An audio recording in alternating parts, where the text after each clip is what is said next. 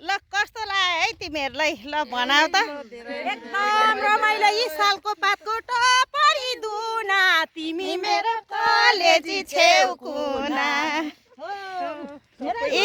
कति राम्रो रहेछ नि त यहाँ हैन पात त खत्रै भेट्ने कति राम्रो ठाउँ रहेछ नि त पात पनि टिप्यौँ भिडियो नि गर्यौँ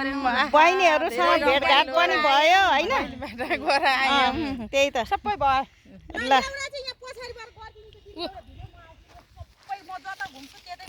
ल ल उति यहाँबाट बनाउने एउटा भयो